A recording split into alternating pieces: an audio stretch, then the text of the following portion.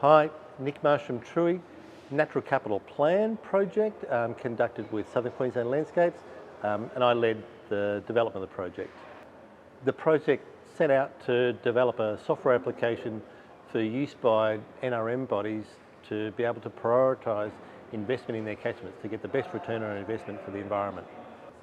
So the project produced a web-based software application called Natural Capital Plan, and the project set up with different instances for different regions, and different organisations can have different groups to be able to run investment optimisation projects. So I'm quite proud of the involvement of others in this project. So we ran 12 open workshops with 60 invitees, academics, government agents, philanthropic organisations, to contribute their expertise to ultimately come up with the modelling approach used in Natural Capital Plan. Thanks, Brian. So it's going to be a two-part dog and pony show. So Paul Webb from Southern Queensland Landscapes is going to tell a real story, but I'll give a quick introduction. So the title here, Natural Capital Plan, it doesn't say eco-nomics, so this is one of the feedbacks from environmental economists. So we already used that word. So the product is Natural Capital Plan, and it's part of a broader suite of things that TRUI is working on. So Natural Capital Suite, and there's a fair bit of content already available here, so background data and videos and FAQs. So I won't go into too much detail, be a reasonably superficial overview of how this thing works. But today I'm going to talk about Natural Capital Plan and its catchment level natural resource management investment planning application. So what should I do and where should I do it? I've got a bunch of money, federal, state, philanthropic organisation. What's the greatest return on my investment I can get?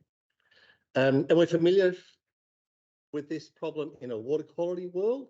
Natural resource management, it's typically or rarely a one-trick pony. It's not just a water quality game. There are many other priorities they're trying to deal with this investment. So what we're trying to do here with Natural Capital Plan was stretch that objective function to not just be a water quality story. So we've ultimately got 17 different indicators or sub-indicators, and I've lumped them up here into a few key ones to report, because you can't report 17 things. Human brain can't deal with that. So we talk about land productivity, water quality, biodiversity, social, economic, First Nations and climate change are the things that we're trying to come up with investment portfolios around. So this project's a 2-year project. We're halfway through that.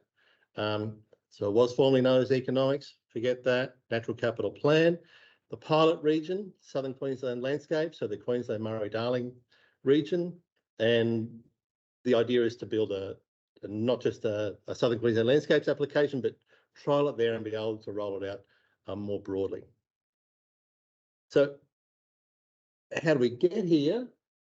Really from experience working in the reef catchments and southeast Queensland, and then the Flourishing Landscapes, Healthy Communities NRM Plan from Southern Queensland Landscapes, getting that sort of collective knowledge together to come up with an approach. We ran a series of 12 workshops with all the smartest people from around the country that we could think of to talk about the general approach and then each of the individual kind of computational approaches for the different indicators or indicator groups. Design this thing, build this thing, wrangle a whole lot of data, and then rinse and repeat that process multiple times to get where we are now as a working prototype. So a little background to the key bits, I guess, that matter. So from a natural resource management perspective, the kind of things that they do, the actions we call them, there are negative things that continue to happen. And this is an important thing we rarely deal with, is there's a continuing decline in the baseline. We go to model stuff and we say, what's the current state? And we're going to assume we're going to improve from that. Well, the business as usual case is, things are going to continue to turn to custard, and we want to be able to capture that, and in so much as be able to provide some value around activities that preserve or prevent further destruction, which is often cheaper than rehabilitating things in the first place. So that was one of the challenges. So collectively, these are all the types of actions we want to be able to capture in Natural Capital Plan. So Southern Queensland landscapes, we've ended up with about 30 different actions.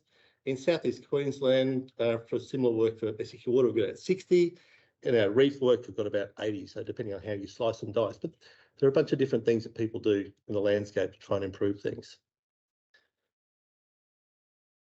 Down the middle, they're the reasons why we do these actions, right? So they're all the things we care about or we want to have measures of. So measures of changes to erosion processes or DIN or microbial loads or biodiversity metrics, social values, First Nation values, economic values, climate change related things. And then we kind of lump these up for simplicity of reporting. So how the thing works, for each of those Southern Queensland landscapes, about 30 different actions, we quantify the relative effectiveness of that action on each of the indicators. And what we've also got to do is work out where we can apply it. So what's the available land to apply it? And effectively becomes an accounting exercise. So we end up with these land types, and we've got 20 different land types. So a collection grouping of action types, and then for those action types, they can apply to different available land areas. We need to know how much cultural burning could possibly be undertaken and what lands on which that might be undertaken. So I'll run you through the computational process without any equations, just coloured boxes. So we set this thing up with an instance for each NRM region. So we've got Southern Queensland landscapes set up. So all those land types, what's the total available area to do work? An action library, so a library of those 30 different actions. That's a curated master library, but then also there's local libraries of those actions, so you can put your own costs in there and test those things. And then we represent the initial condition of each of those 17 indicators. So that's kind of our starting spot. We apply an action. So, and that action has some improvements, or it could actually make things worse across those indicators. It's pretty simple. So we do that for a whole portfolio of actions, and we track that. It's effectively just an accounting exercise to work out the changes in the area and the change in those conditions. What we've also got represented is the relative confidence in that predicted outcome as well. So some things we know well, some things not so well, but we want to consider all those in the NRM planning game so that relative confidence in the effectiveness gets propagated through to our overall solution. And similarly, we've got the costs for each of those actions and the relative confidence in that cost. Really just a big accounting exercise. There's a lot of data that goes in behind that. So as well as that, summary, so other things that we've had a crack at, and I won't talk about any of these in great detail today, but happy to at any stage. So being able to represent confidence is a big, hairy, nasty problem to deal with everywhere in the modelling world. And the B I have in my bonnet is about representing epistemic error. So unknown unknowns, data error, easy. We can do that, and we can give you 95% confidence intervals, but that only represents the error that we know, not that we don't know. And that might be fine in a water quality modelling world where the science is quite mature, but when we're trying to model biodiversity values or social outcomes, we're kind of back to a much less mature modelling science, hard to quantify. Yeah, this concept of representing the business as usual, declining baseline, and trying to represent the value of preserving things. We've got a likelihood of adoption in here as well. So we've got 30 different actions. That's great. But what if none of those are appealing to the landholders on which we're going to do this work? So the likelihood that someone might actually implement those actions matters. That matters in coming up with your portfolio. And the concept that we needed both a point of truth, so this curated action list, but also the flexibility for local NRM agents to create their own instance, if you like, and have a safe place to play, as well as have a point of reference. We spent a lot of energy here in coming up with ways to prioritise. So we've got 17 different indicators, and you can wait. You come up with your own objective function, basically. What are the things that are most important for this funding round? This funding round is about biodiversity. Last funding round is about sediment delivery, and the next one's going to be about DIN. How do you not generate a new tool each time? So it's about the user be able to define their own objective function and come up with the investment portfolio based on that. And the last point here I've got is about representing the response time as well. Pouring concrete and dumping rocks really quick can be kind of expensive.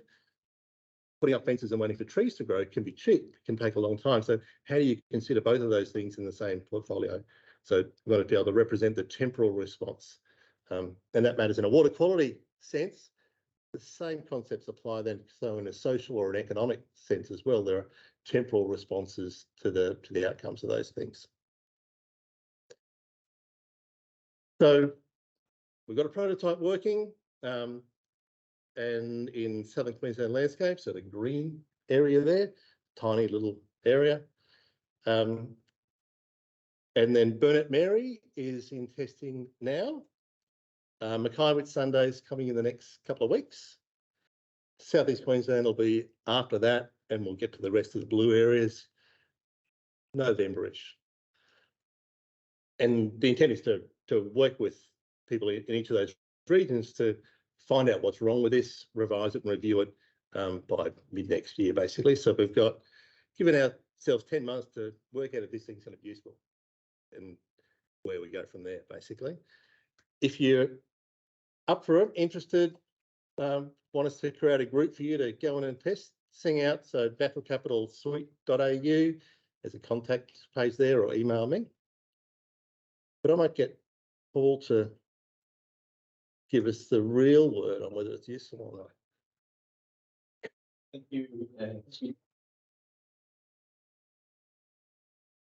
Yes, thanks, Nick, and thanks to Nick and the Queensland Water Modelling Network for this opportunity. Pretty exciting for me seeing this network. Before I started getting involved in natural resource management, I was a hydrographer for 20 years. I measured the Russell River, the Oxley Creek. I haven't measured the Mary, unfortunately. I haven't been there. I've been out on the western streams, the Barcoo and the Thompson. And for me, I transitioned from that measuring stream flow water quality and groundwater to try and actually influence what's happening on the paddock to make an improvement to move towards sustainability.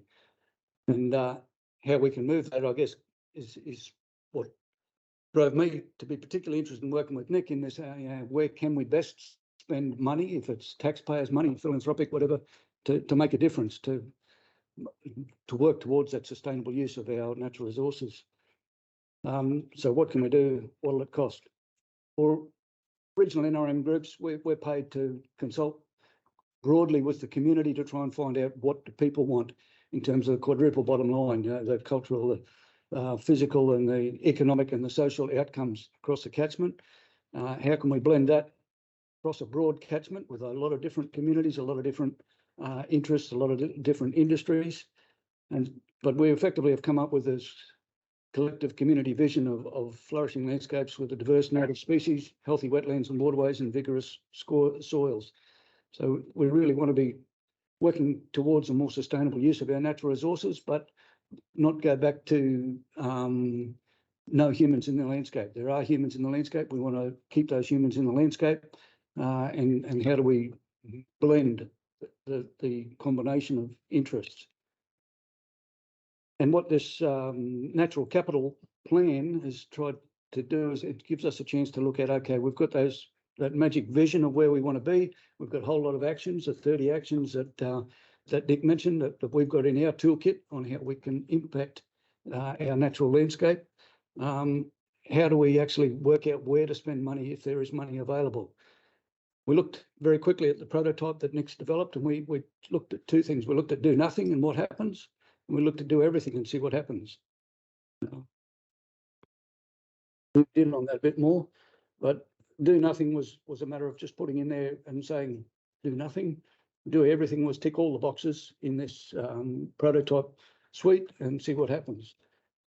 And predictably, if we do nothing, we're going to see in the short term some economic increase, but most of the environmental indicators deteriorate. And this is a really important step that this prototype gives us is that concept that Nick talked about, that came through very much in those 12 working groups, is that if we do nothing, it doesn't mean we maintain a status quo. If we do nothing, at the moment we're in a state of decline, particularly with 1% a year vegetation still clearing in the White Country. So the biodiversity and the landscape impacts of that are real.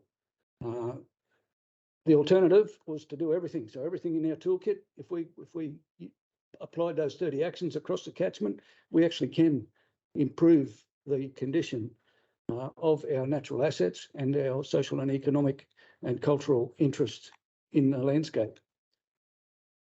What's the price tag? The price tag for doing nothing is nothing, and the price tag for doing everything is 42 billion. So if anyone knows any investors, sorry, I'm asking for a bit more than what you did in terms of investment for the modelling. What can we do? But obviously, what's going to be real is going to be somewhere in between those, and some of that. When we looked at that, we looked at some of the big winners in terms of what's going to make big differences to what makes the biggest differences to those indicators. And then the top of the list was cultural burning in forested areas. Cultural burning being a combination of First Peoples interests and traditional burning with a growing understanding of the science of non-catastrophic fires, I guess, so more controlled burning of our landscape. I'll go quickly through now a couple more things, I guess, just to give you a bit of a feel for what Nick's team has developed to give us the chance to explore. So I looked then at two possible scenarios. I looked at if we had $1 million to spend to reduce soil loss, where would we spend it? And if we had $5 million to spend across our region to reduce soil loss, where would we spend it? I ran those through and they came up with some magic numbers. And we can tease these out a little bit, but we can't read too much into it until we build more confidence behind some of the assumptions.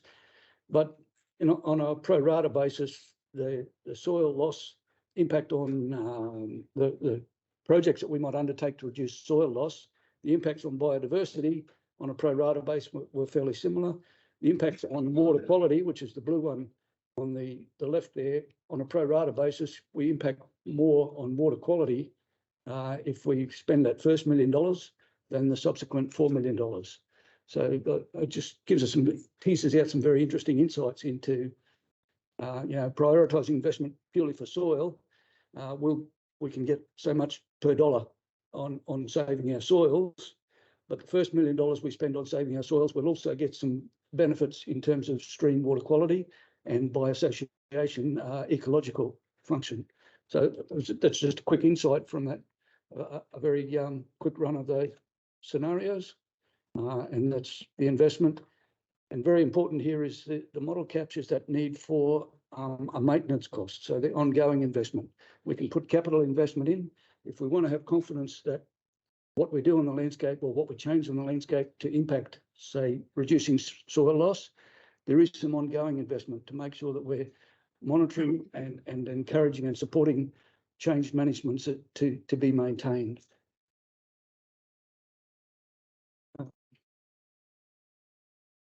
Another challenge came up. We recently were given the opportunity to apply for native species grants. So priority species, this is a Commonwealth grant program. I said, okay, can we use this natural capital plan to look at how we might invest up to $500,000 in our region to address this particular grant?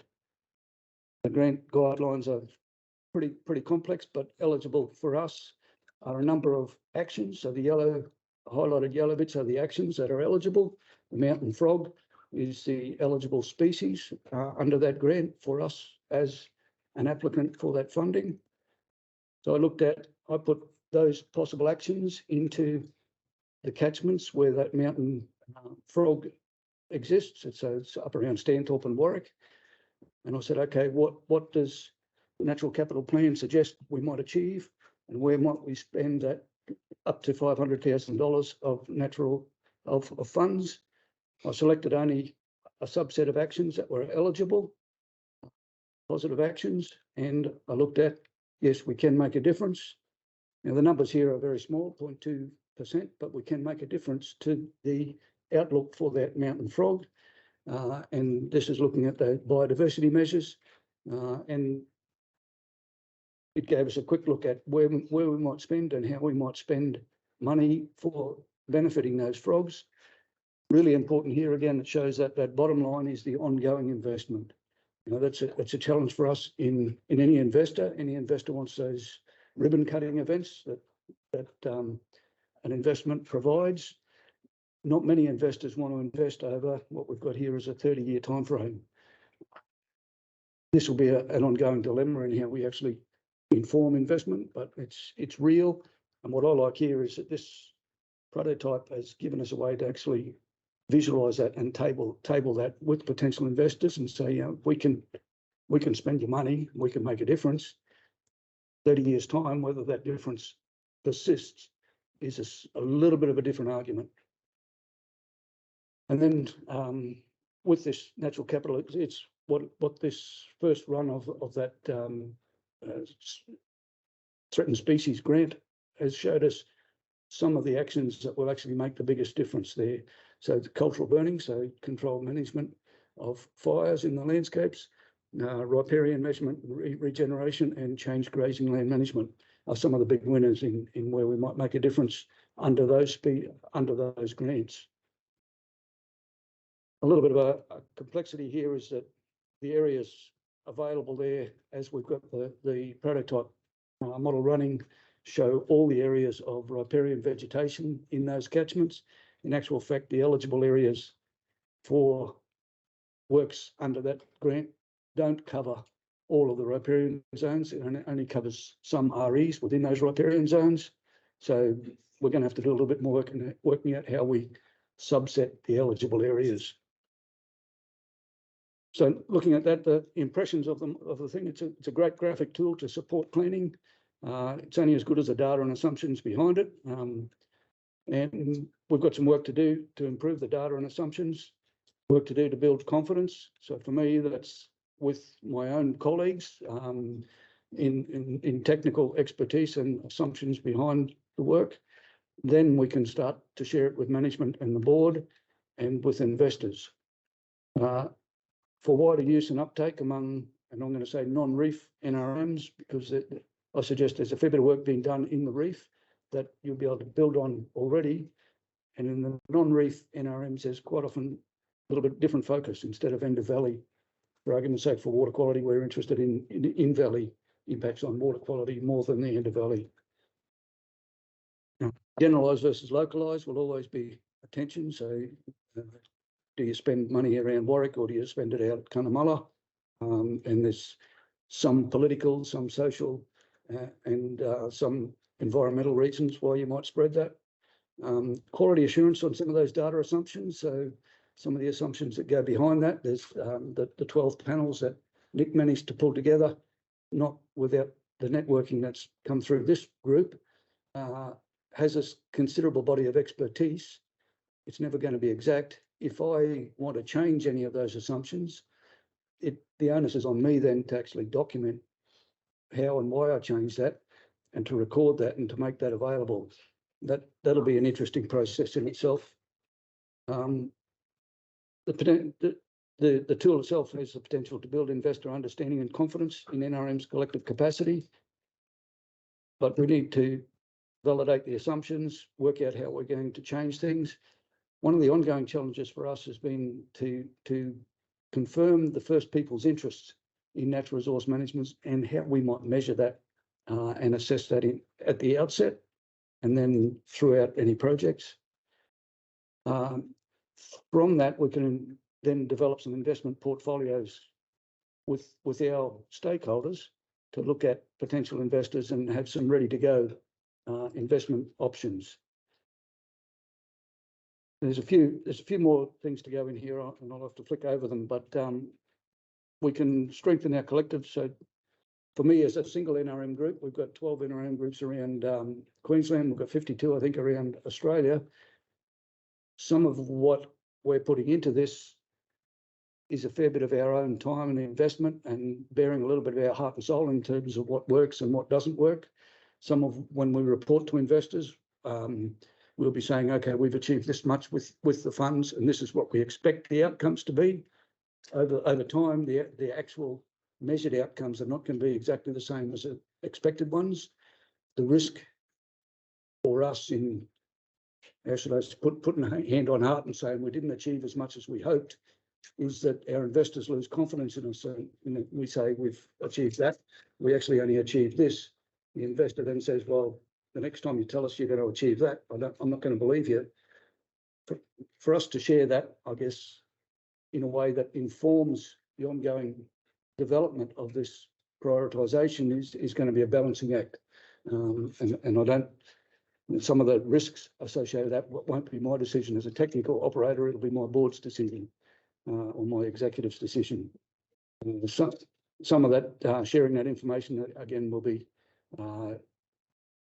there'll be a tension between sharing and competing for the same funds.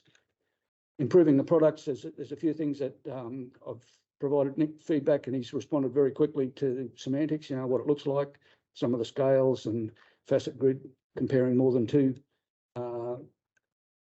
scenarios at once, and we're looking at options there.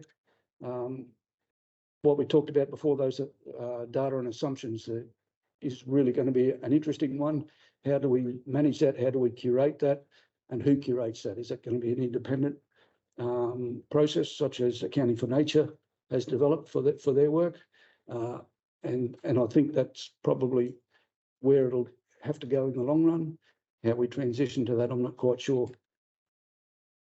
Thanks to the Queensland Water Modelling Network. Thanks to Truey, panel members. Thanks also, I guess, the in-kind.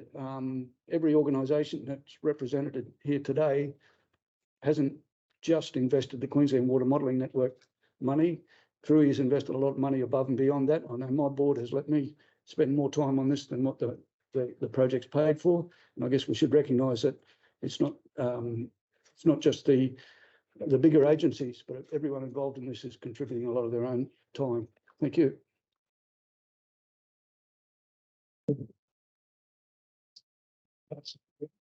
Okay.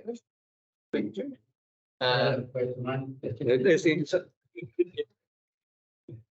Okay, we'll go up the back first, and then Jason. You introduce yourself first. I'm actually.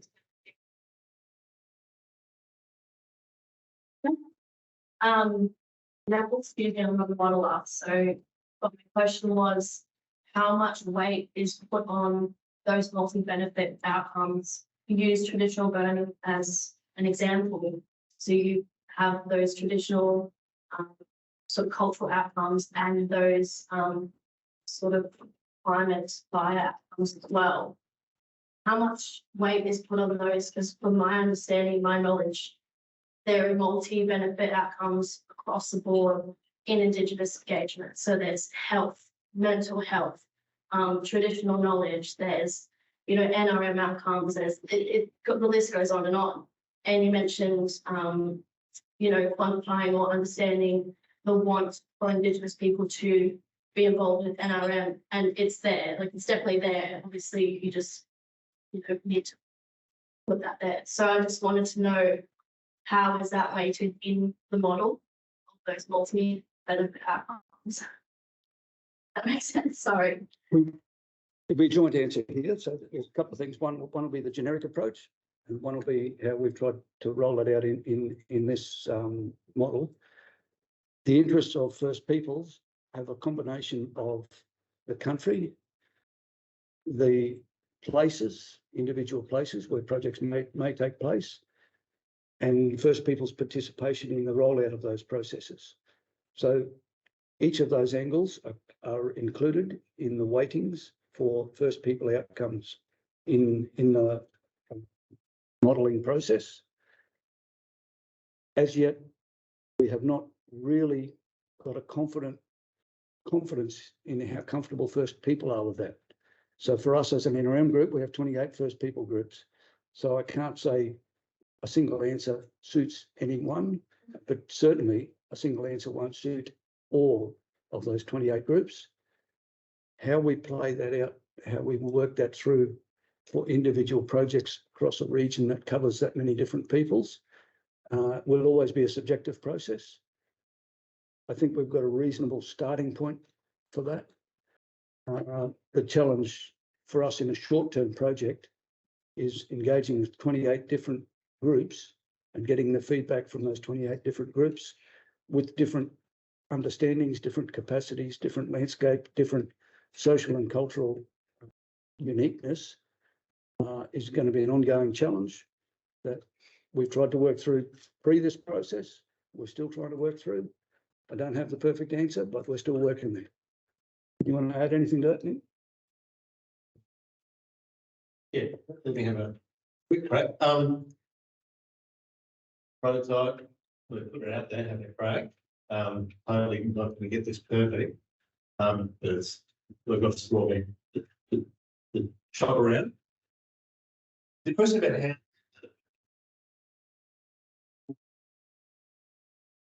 effectively, from a development perspective, everyone has an impact on potentially all the 17 indicators. Two of those indicators are First Nation. And then you come up with a portfolio. So when Paul says, okay, here's how promotion is based on what the investor says. So the investor says, we will heavily weight these programs to support First Nation. Then he'll dial up the First Nations. It's a high priority, and that's what the tool does. It breaks those things value. So it's effectively up to the metric part of the tool.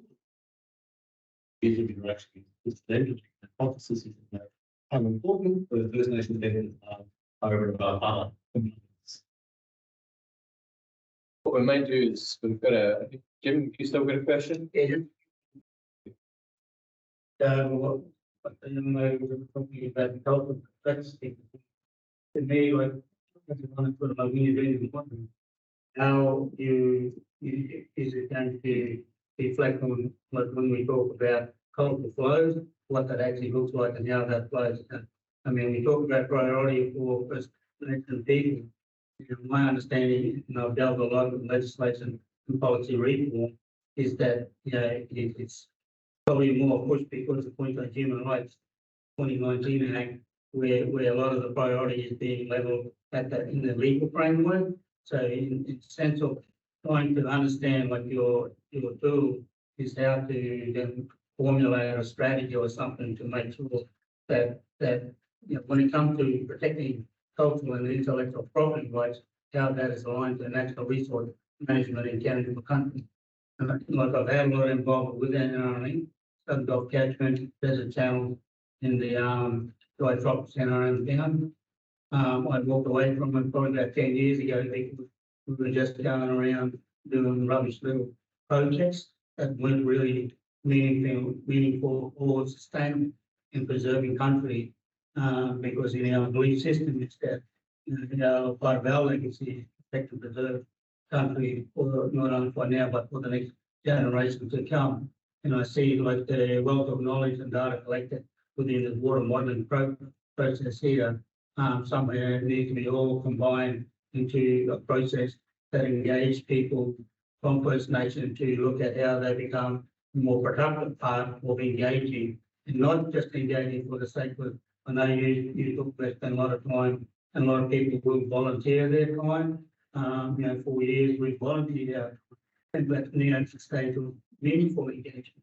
So because it's about finding a result where people, we all got a common ground, which is to protect and preserve our waterways and countries. So how do we move forward?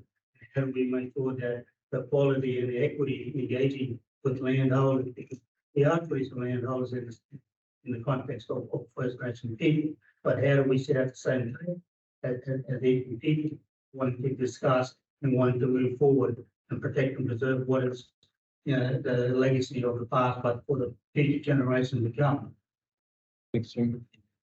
That's not going to be an easy, quick response. It's a moving feast, and it's different. I guess the challenge is that systems approach, and the First Peoples exemplify in their understanding of land and water, exemplify that systems approach. we have got 28 different groups that we're trying to have discussions with across the landscape. And it doesn't just link to water, obviously, it goes across biodiversity. You know, I can see any project have filter it down to, because it doesn't matter what project or what money they're getting. You know, somewhere along the line has to link into, you know, the principle of closing the gap, that a whole suite of areas that's covered across Indigenous affairs. So that, if you can, you know, marry up, it may not be, you know, the simple fact of just engaging properly, pretty important in itself, not just talking about a tick and flick the box and move on just to get a project over the board and chase grant funding. Because I still sort of, you know, think about, you know, we have the Nature Conservation Act, Environment Protection Act, which should, you know, that should be their priority, but yet we still, you know, down here mucking around doing little things, trying to fix things here and there. When the priority should be driven by, you know, the Commonwealth and Department of Environment and Science to manage water and environment and hydrocarbons. I might suggest that we break for a moment.